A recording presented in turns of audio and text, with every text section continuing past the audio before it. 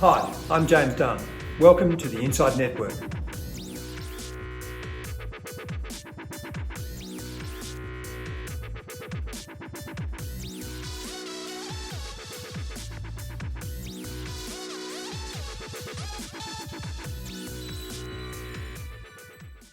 Welcome to In Depth, and my guest is Troy Armstrong, advisor and partner at private wealth manager Coda Capital. Welcome, Troy.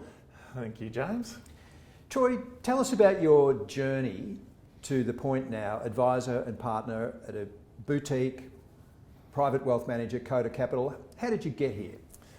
I guess really financial planning, investment advisor has been my first real job, I guess.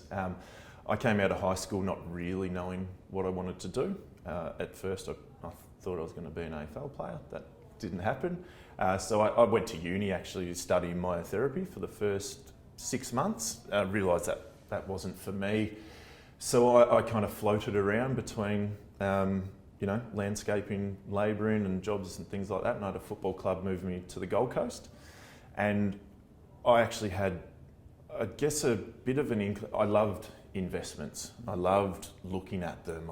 But there wasn't really, the closest job was accounting back then, really. That didn't interest me. I didn't want to be an accountant, so I actually didn't think there was much that I'd be interested in. Stumbled across financial planning degree, a diploma one day, and I started studying that and essentially got my first job answering the phones in a financial planning firm on the Gold Coast when I was 19, 20. And from there, was seeing clients within a couple of months and just built from there. I bounced from that financial planning firm to financial planning at ANZ and had a couple of branches on the Gold Coast, moved back to Melbourne and just then jumped away in the boutique space. Broadly speaking, what is the investment philosophy that journey has created that you now apply? For me, it's very much, capital preservation is big for me. I think, the too good to be true type of story is true.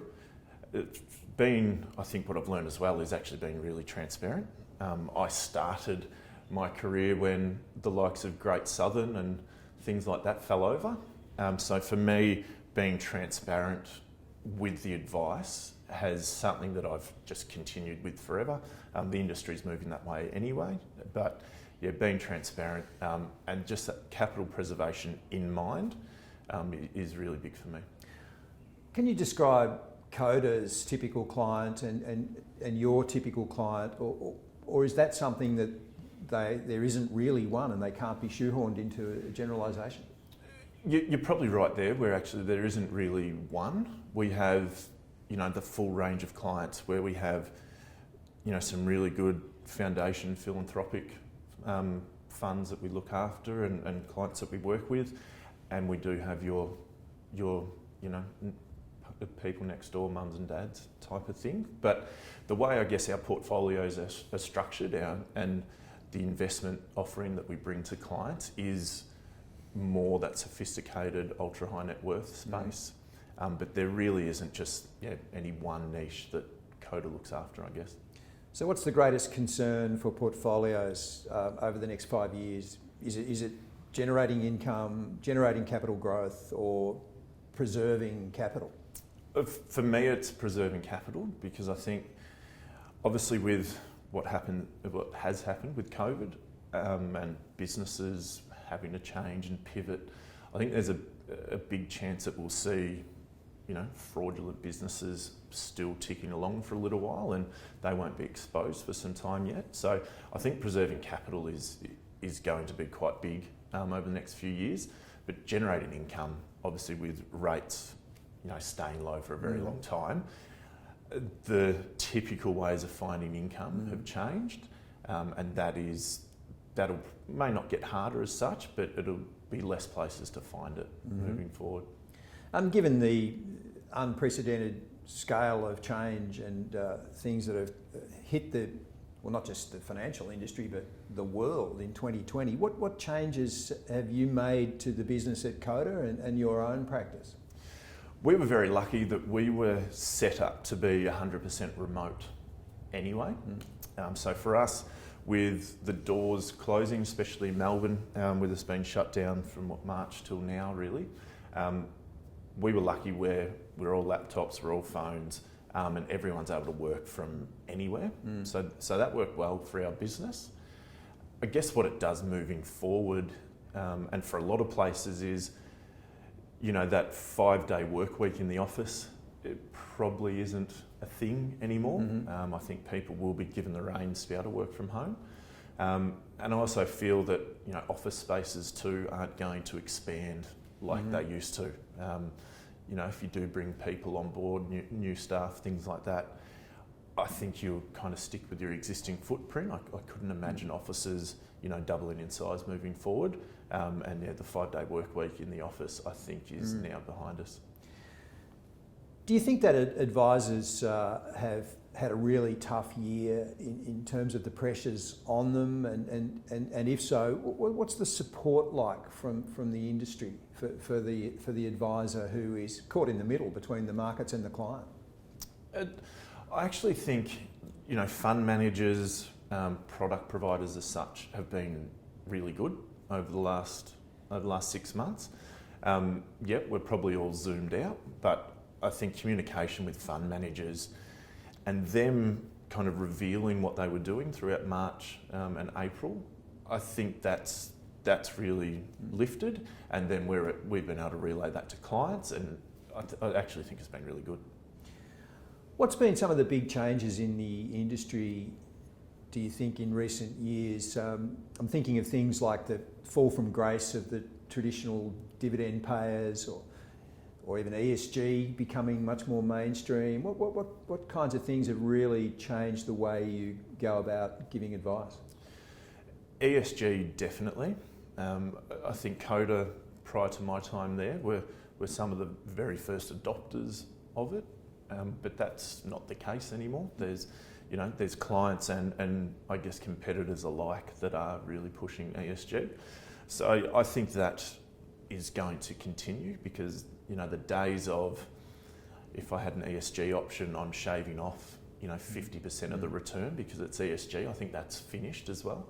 And ESG options are a lot more vast, and things are looking really good. There's some really reputable people that are doing things in the space. So I think ESG, as Aussies though, I think the fall from grace of dividend payers is painful, especially, the last 15 years we've been able to just invest in the top 20 and off you went to the races. That's, as we've seen, is now finished. For non-advised people, I think that's a tough time. What about the exposure to the rest of the world? I mean, we've had home bias for a long time, and dividends has only enforced that or reinforced that. But we have to get out and get ourselves exposed to the rest of the world, and that's both an exciting thing and there are pitfalls. But how do you approach that necessity? Yeah, look, I guess at Coda we're probably more international players than we are at home. In saying that, we've put some more money here in Australia lately, but we're a nation of 25 million people. We're 2% of global GDP. You do need to invest elsewhere, and again, as Aussie investors, we've been property, Aussie shares, cash, and that's been it. So being exposed to offshore is a must for portfolios, and almost having more offshore than you do onshore. I think, especially now that dividends are dropped, and I guess the nature of and the lure of franking credits isn't as huge as it used to be. I think people are starting to see that now, that yes, we need some international exposure. What about alternatives? It used to be, until quite recently, a bucket that just contained everything that wasn't traditional, but how do you see it now? There's some really exciting and great opportunities, and a really well-designed alternatives allocation can add really good benefits to client portfolios. Yeah, I agree. We think alternatives still have a very big place in portfolios.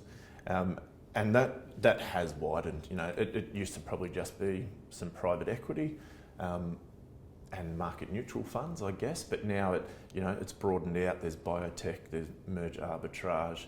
You do have VC as well as private equity. You know, private debt for a little while was an alternative, but I think that's now its own asset class. We certainly think that alternatives play a really big part in portfolios. The converse of that, though, is that you get just so much more opportunities and a range of opportunities, a broader range just that comes across your desk and that you have to assess. So does that become harder? It does, and I guess thankfully we've got our CIO team of Bridget Leckie and Jason Coggins that this is what they do. So as advisors, we're sheltered from that a little bit, but yes, there's. I would hate to kind of imagine how many products as such or funds get pushed across their desk, but they do a fantastic job at weeding through those and giving our clients really good exposure. What about the career itself of an advisor? Do you like to take time to mentor younger people coming through in the way that it sounds like you were? Yeah, I do, and I enjoy doing it. I have. I probably receive a phone call every couple of weeks from someone that's either, a friend of a friend that's looking to get into the industry or wanting to make their next move and let me know, or ask me what I think. I do, I guess, being from a football background, I do like kind of the coaching and leadership side. For me, it's passing on, I guess, some knowledge that you wish was passed on to you. But yeah, I certainly do enjoy, I guess you could call it mentoring, but I do enjoy kind of helping people kind of pave their way through. So what advice would you give the 21-year-old Troy? Look, I was very lucky where I had started my degree journey. So I was lucky not knowing that, FASEA was coming in, and when FASEA came in, I had 1 unit to go in my degree, so that worked really well for me. But yeah, for a 21-year-old coming in, I guess I feel my biggest growth when I was an advisor was when I did step into Bankland and ANZ, where you went from seeing one client a week to 15 in a week. And I guess for me, that's where I would, tell my 21-year-old self to go, is somewhere where you get a lot of exposure to clients. You may be kind of, swinging your way through and not really know what you're doing, but you got a lot of exposure to clients day in, day out, and that was really beneficial. Lastly, Troy, can you say a few words about your experiences with the Inside Network in 2020? Yeah, look, for me, it's been a pleasant surprise actually how enjoyable the sessions we've done have been. Again, I think we all roll our eyes when we hear the word webinar and Zoom, and it's just the same old. But I've been actually really impressed that the calibre of people that are involved is top of the tree, and yeah, all the sessions we've done, I've enjoyed. They've been engaging. They've been really good presenters, and again, I've been very pleasantly surprised with the way it's all been run. Thanks, Troy. Thank you.